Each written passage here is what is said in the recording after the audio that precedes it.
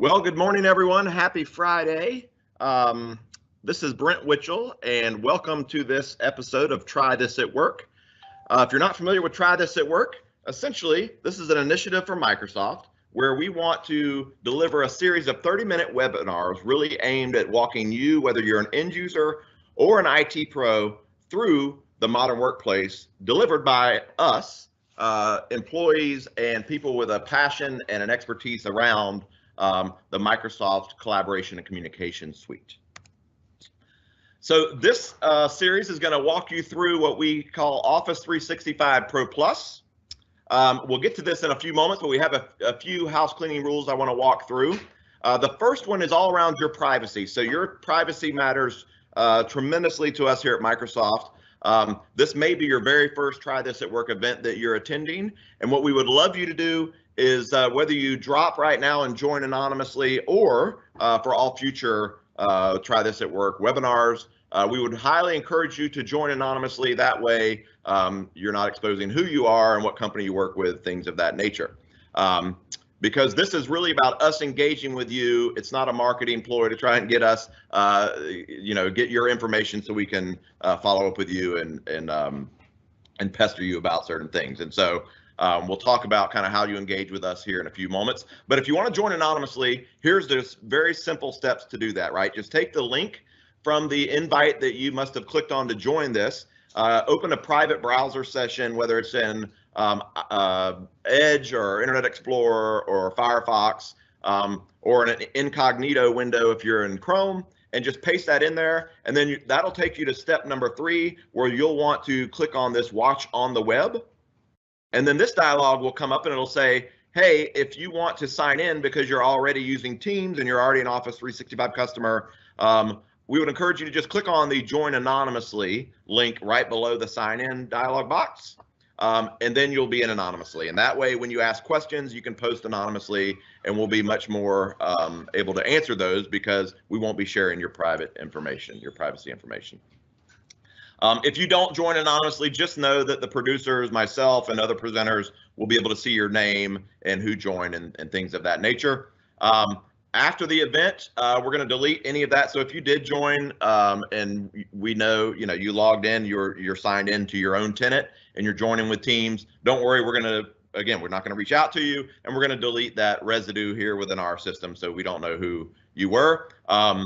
So we will never contact you as a result of you joining a Try This at Work event unless you win. So one of the things that we have a standing tradition of doing at Try This at Work is giving away to one of our lucky attendees a very slick minimalist wallet called a Wobo wallet.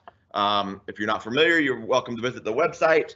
But this is something we'll do, and we need to know who you are. And so all we're asking you to do is go to this very simple link here, aka.ms/Wobo. And all we're doing is saying, listen, put your email address in.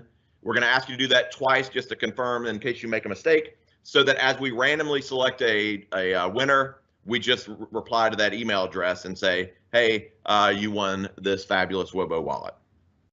So again, aka.ms, whack Wobo, and it should take you right to the form that you would fill out so that you could enter to win possibly a Wobo wallet. Again, you're not required to do that, but we would love it if you did. So we would have you in the running to win.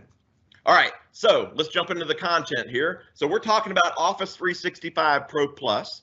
I think it would make sense if we defined a little bit, just took a couple seconds to differentiate what we're talking about this morning. And so when it comes to the Office apps that you run on your machine, there's really 2 ways that you can decide to deploy that, right? So most people are very familiar. Up until probably 4 years ago, you would go up to the volume license site and you would get what we call the perpetual bits. So they are device licensed, right? So if you want to put Office on more than one machine, you need another license for that second machine. They're typically downloaded from our volume license site. So you have an agreement with Microsoft, you go up to this site and you download all the bits, and then they're activated using what we call KMS or MAC keys. Alternatively, something that has gotten a groundswell of momentum is the version of Office that is, again, it's installed locally on your PC, that is what we refer to as Office 365 Pro Plus. Some of the main differences, it's user license. So as a user, we'll get into this in a moment, you can install it on multiple machines. We'll tell you exactly what that looks like in a few seconds. You also, as an IT pro, you download it from the cloud, or as a user, you can go sign into Office 365 and download it from the portal. And then also a big difference is the way that it's activated. It's activated via the cloud, via KMS or Mac keys. Okay, now that we've gotten that done, one quick note here. From a user perspective, I'm going to get into some of the differences between the two, but a lot of people think, oh, Office 365 Pro Plus, because Brent mentioned the cloud, it must be the online experience. I just want to reiterate, this is the client experience running on a PC, on a Mac, and it enables you to run it also on your phone of choice, whether it's iOS or Android. But from a PC perspective, your users typically won't know that they're not using, any other version of Word, Excel, PowerPoint, Outlook, right? There are some feature differences. I'm going to get into those in a moment. But just know it's something that you deploy, and Jess is going to cover that in a minute. So we're going to really dive into the why and the how. Why are customers running towards this thing called Office 365 Pro Plus, and how are we helping our customers, whether they want to deploy it the same way they have in the past, whether they believe there's some different issues that are preventing them from doing that. We're going to cover both of these topics, so the why and the how around Office 365 Pro Plus. I'm going to cover the why. My good friend and colleague that is a modern desktop technical specialist, Jess Bowers, is going to cover the how. So it turns out that when you think of Office 365 Pro Plus, there are some huge differences in the experience, both from an IT pro and from an end user. And this is new, right? So if you're sitting there thinking, wow, I've never known this to be the case, there's a good reason for that, because historically, Office has just been Office. So as we move down this pendulum of time and we are more and more moving to cloud productivity, there are some significant features, both from your end users and your IT brethren, that you're going to miss out on if you don't deploy Office 365 Pro Plus. And so, first of all, there's some exclusive value that IT folks get with Office 365 Pro Plus. And then, just as importantly, is there's exclusive value you get from an end user perspective. Okay, so there's two big nuggets that if you decided to deploy the perpetual version that you got from the volume license site out to all your users, you're missing out on things, and it's my job over the next few moments to show you what those things are. So the big one here is, remember we talked about the perpetual version is licensed per device. This is more of a licensing enablement type of conversation here, but you literally, your end users get to leverage Office on up to 5 computers. That can be PC or Mac, a combination of any of those that adds up to 5. And so this brings some new value perhaps to the organization when it comes to things like, hey, you can take Office anywhere, and we'll talk about that in a few moments.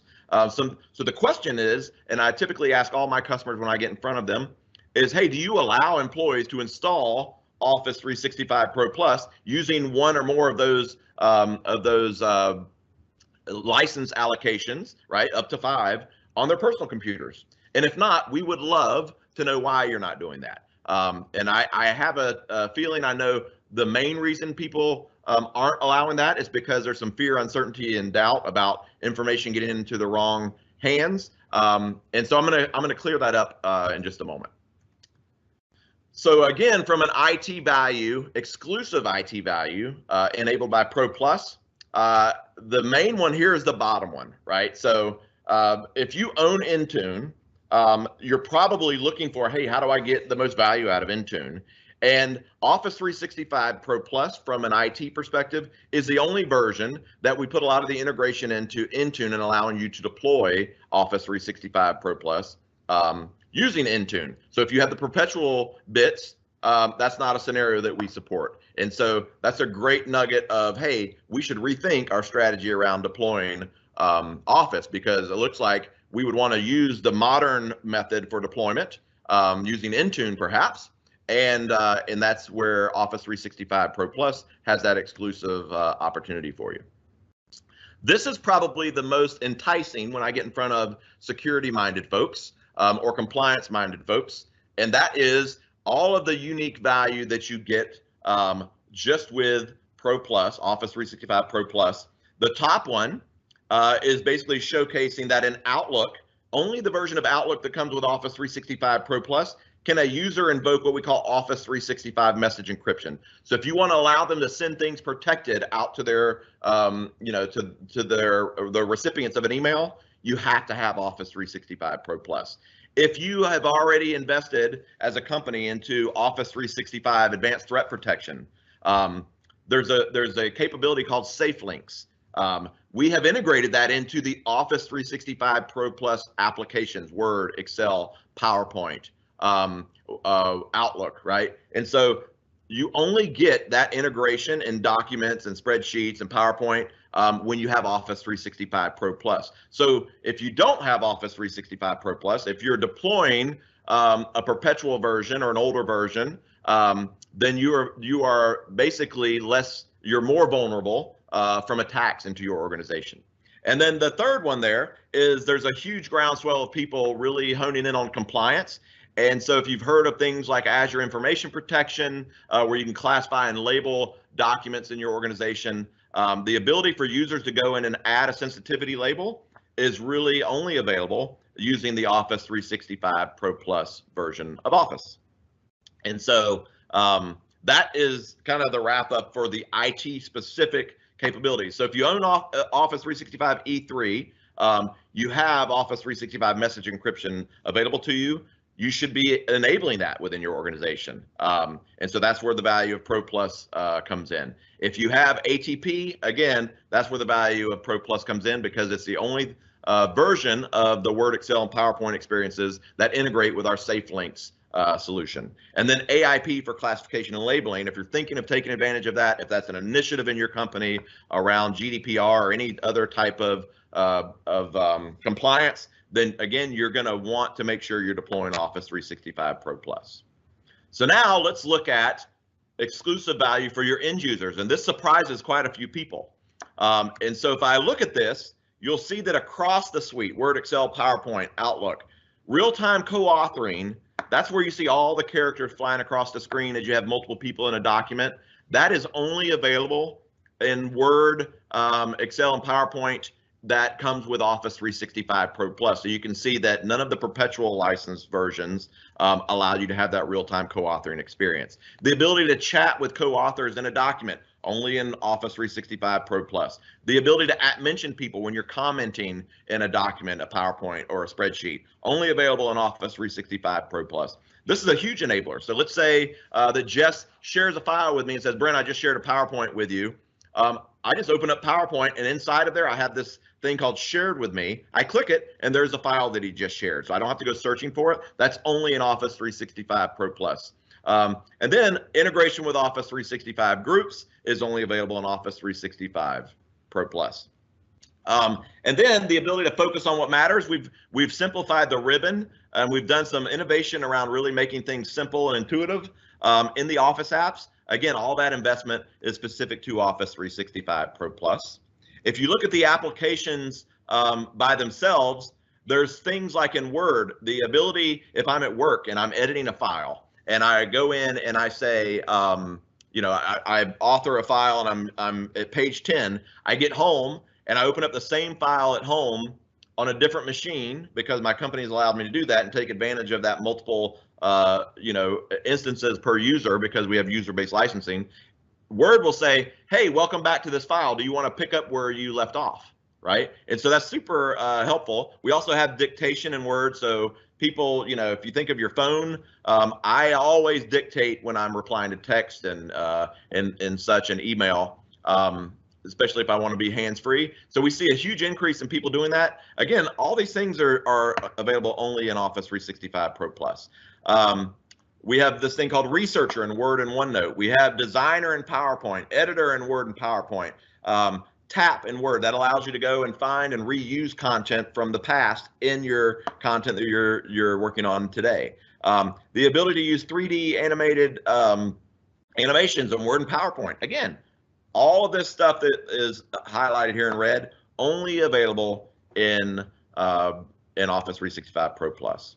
And so I'm going to speed through these real quick. So again, when you think of Excel, we have this new capability called Ideas in PowerPoint and Excel, only in Pro Plus, data types in Excel, suggested event locations and rooms in Outlook. This is pretty handy when you're trying to give your users a great experience joining meetings. Also meeting RSVP, tracking and forwarding in Outlook. Again, exclusive in Office 365 Pro Plus. So remember, I talked about the ability to give your users some value in taking Office anywhere, right, on their personal devices. So one of the big misunderstandings is that, hey, we're worried about that because if I go home and Brent is a Microsoft employee, installs Office at home and uses one of his allocations, then what if his kids come up and want to use Office, right? So the value would be, hey, I want my kids to be able to use Office, but we certainly don't want the kids or anybody else on that computer to be able to look at Brent's OneDrive or SharePoint content. So I want to dispel some of the myths here. So here I am, I'm in PowerPoint. And so what I'm going to do is I'm going to go home and I'm going to show you how I've installed it for Brent, me, on my home PC, right? So you'll see that it belongs to me. That means I've activated this version of Office 365 Pro Plus against my Microsoft.com account as an employee of Microsoft. And so what I'm going to do is I'm going to come over here and I'm going to create a brand new profile in Windows. And so I'm going to create a profile for my kids from scratch, and you're going to watch me do this real quick. I'm going to speed through it, and I'm going to say, okay, I'm going to create an account called Kids, and I'm going to come down here and I'm going to enter a password, and then it makes me fill in the security questions so I can recover the password if I want. So I'll just put some fictitious information in here. And so if you, I'm just making up stuff here. All right, so now I'm going to click Next. So I've got this Kids account created. Notice that it is a standard account. And again, so the scenario is I've installed Office at home on a machine. Now my kids walk up to that machine and they're going to sign in using the user ID and password that I gave them, right? So here you'll see I'm logged in as Kids. So I'm going to launch Word, okay? And so what I want you to see is they're signed in, they launch Word. Notice at the upper right-hand side, it says sign in. So they're not signed in as anyone, but if I go to the backstage view, I see that this belongs to me, right? This is Brent's activated version of Office, but now it's working for all my kids. But the value here is, notice they have no access to any of my files. They don't have access to any of my SharePoint or OneDrive content. So they're leveraging the activation and getting the value of me being an employee on this machine without me having to go buy another version for them, right? So we're using that activation. And so to prove it, I've created a file here. I've named it kids.doc. I've saved it local. And again, they've never signed in, but Office is activated against that account. Okay, so now I'm gonna move this over to Jess. He's gonna walk through. I've covered kind of the why, and hopefully we've given you many things to think about when you're deciding, hey, should we deploy a perpetual version or the Office 365 version? Now Jess is gonna cover the how. Yep, so hey folks.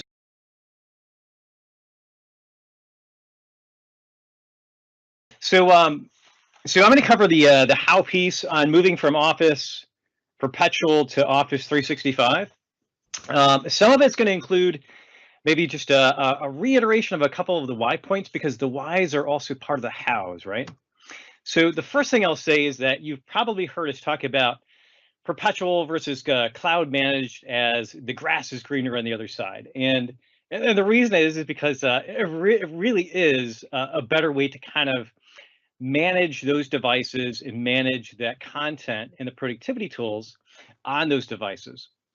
And so if we look at the way that Office Perpetual is against Office Pro Plus, just reiterating a couple of the points, you've got one PC on Perpetual, really static features, and this is going to kind of play into the larger discussion of how we look at these devices. But it is, you never have any different content from the point that you actually install the product when you're looking at Perpetual.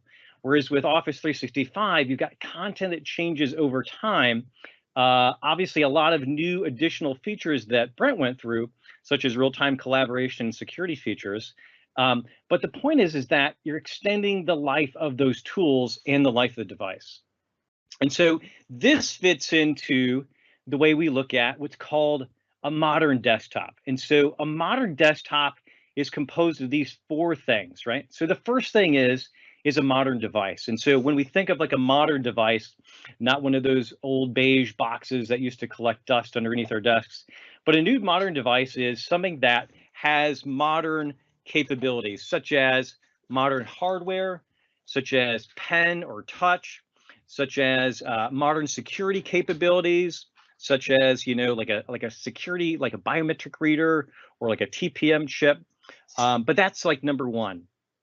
Number two is the modern OS, and so that is like Windows 10, right? And so Windows 7 was a great OS, but it never had any additional content or any additional features from the point that you actually installed it, right? And so Windows 10, changing, living, breathing over time. What we're able to do is deliver new features, whether they are security related or productivity related over time. So as like the threat landscape changes, as new threats come about, we can create new features, new security features, and deliver them to you to protect that device. And the same goes along, and this is where Office 365 fits in. That modern productivity tools, it's that third component here. So you want to use this device, not because it's got this great OS, but because it's got some cool tools on it. You want those tools to live and change over time. As new stuff comes about, as new features, new tools can be created, you want those automatically delivered to that device. And then the fourth part of this is the modern management. And that is moving maybe partially from what we call traditional management, which is a device that is joined to an on-premise Active Directory to and controlled and managed with like an on-premise systems management tool like Configuration Manager, to perhaps modern management, if it makes sense. And so that would be Azure Active Directory joined. It would be managed with a cloud-based management tool like Intune. So the idea is that this modern device is being controlled with modern cloud-based tools, right? Whether they're systems management, and we're using cloud-based delivery networks to deliver both OS changes and productivity changes. And so that's where Office 365 fits in, that kind of third category, right? So what this means is for IT folks, it means that a bit of a change, right? Out with the old, in with the new. And so MSI, or Microsoft Installer Technology, was actually introduced. Both of these were actually introduced with versions of Office, right? And so MSI came about with one version of Office, and Click to Run came about with 2010. So some of the differences that you're going to get used to with Click to Run, if you're still on a perpetual version of Office, is that number one, if you have like you've been using Office for Home, then you're probably familiar with Click to Run.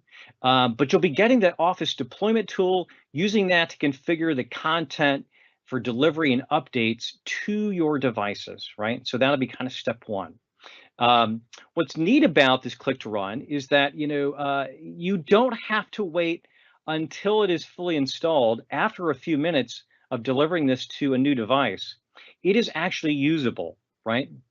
So a user can actually fire up the apps and use the most commonly used features even after just a few minutes of installation. And so what's different about this is, rather than having this static version, this MSI version of Office, each time the user launches the app, it does a quick check to see if there's any changes, and then it might download those changes and the application is fired up. So super quick.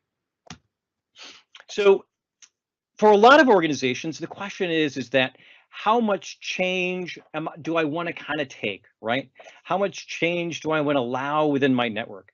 So for early adopters, or for consumers, or for those devices that you want to kind of target with testing, there's a current channel. What that means is that we deliver features and fixes each month.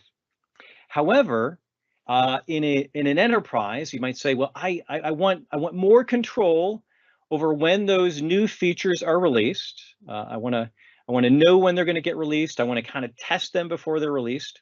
And so there's something called the deferred channel. And so you have control in your organization as to when those features are actually delivered. And so this slide may not be the best. It kind of looks like it happens every 4 months, but this slide is a little bit better, meaning that you can actually have deferred content for Office released around the same time that we actually release the new feature updates for Windows 10. So Windows 10 has feature updates released twice a year, right? Spring and fall. For your organization, you can actually coincide and align those releases so that the feature updates for Windows and the updates for Office happen around this exact same time. So you can be very flexible and very targeted with deployments of Office updates. So how do we get there? There are 3 ways you can actually get to Office 365 ProPlus. You can go full cowboy and allow your users to download it themselves from the Office 365 user portal. It's not a bad way to go for maybe a portion of your environment, but for most organizations, you're going to do either a managed deployment or you're going to do it with the when the device is actually provisioned. So a managed deployment would be downloading the Office deployment tool, configuring one of the methods that we'll take a look at, and then using like an on-premise tool like Figman, or using a cloud-based tool like Intune. So the good news here is that moving from an MSI-based installation to a click-to-run, you can use and leverage a lot of the same tools that you used to use in the old way. So you can also do it on the device. So if you're creating a new, if you're gonna, maybe you're in the midst of a Windows 7 to Windows 10 migration, you're using an attrition method for device replacement. You're taking their old device, giving them a new one. You may create a new Windows 10 image, put Office on it, 365, and deploy it that way. So lots of flexibility.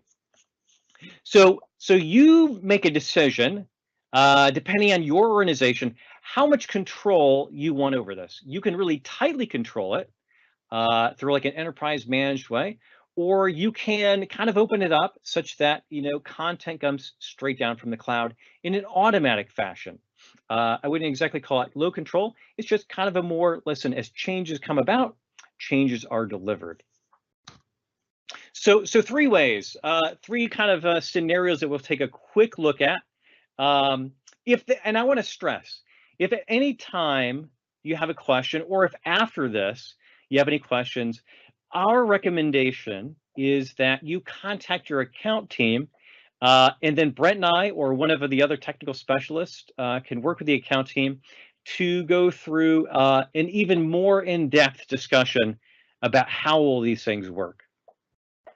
So preferred practices, you can actually have the content, because remember, so as we use click to run, we can get new features and new updates kind of delivered down on an as needed basis. That can either come from like an Office content delivery network from the cloud. You can have that new content delivered from, let's say, an on-premise file share or distributed file system, or it could be through one of those management tools like Figman. So 4 different scenarios, and these are maybe a little more complex slides than we really have time for. But you, number 1, a cloud managed deployment is we publish new content to Office, right? So each month, client fires up, checks for the latest build, and then downloads it. You might not want to do that in like an office that has like 500 users, but maybe for like a remoter office or remote workers, this makes the most sense, right? You can actually have them, they can be updated whenever new content is delivered, slightly unmanaged, but very automatic on the updates. Locally managed, in this case, you have, again, full control. You can download the content to a local file share or distributed file system, and then you can schedule, maybe you use group policies to have clients check that content on a regular basis. And if there is new content, they can simply update themselves. So you're in full control of how those updates are actually delivered.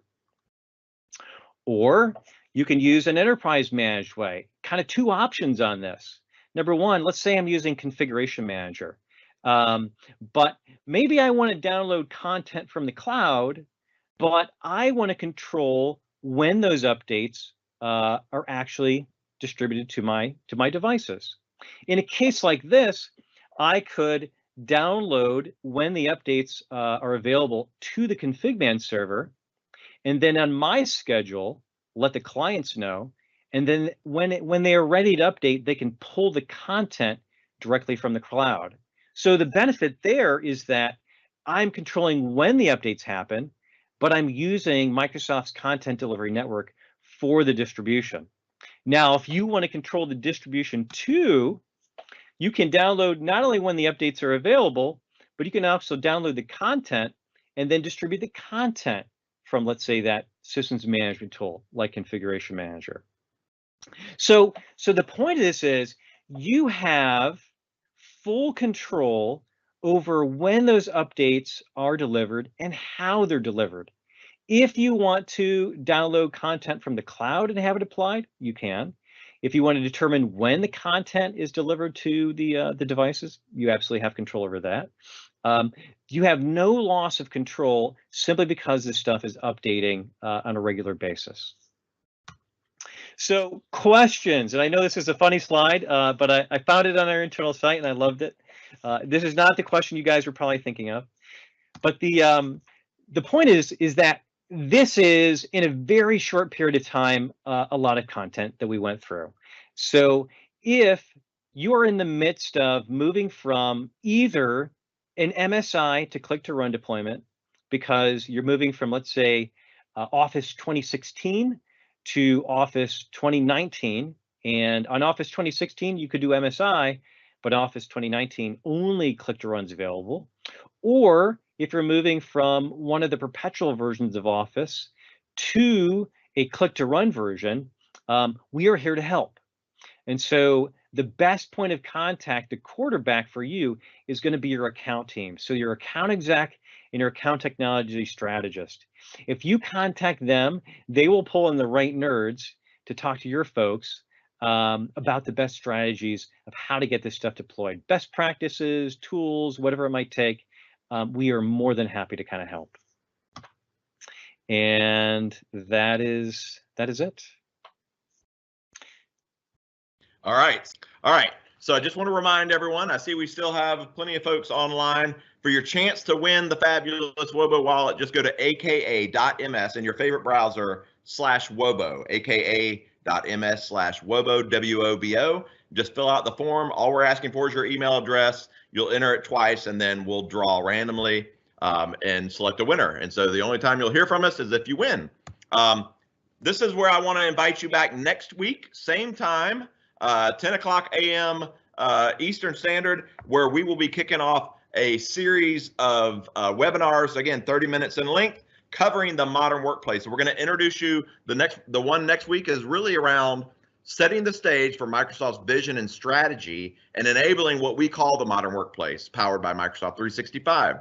And so we would love to have you back. Spread the word, send it to all your colleagues within your company, and that would be awesome. And so another thing I want to make sure that you're aware of is if for some reason you found this link and you're watching this and you're like, hey, I want to keep up with all the things going on with Try This at Work, you're welcome to come over here. And let's see. And there is point your browser to TryThisAt.Work, not .com, and you will see the full lineup of events taking place, driven by us here at Try This at Work. And one of the things that I also want to encourage you to do is go click on the past events. So every one of these recordings will be posted probably within 24 hours of the actual live event or the live webinar. So there's tons of great content there that you can go and rewatch or point your colleagues if you're like, hey, you missed a good webinar this week. Feel free to do that. So check back here, TryThisAt.Work as much as you can to see what's going on. There is a place to subscribe if you want us to reach out to you and say, and all we'll do is educate you on what the next topics are and when they're happening. Feel free to do that as well. So we appreciate you joining today. Have a great weekend, and please feel free to come back and consume as much of this TryThisAt.Work content as you'd like. Goodbye for now.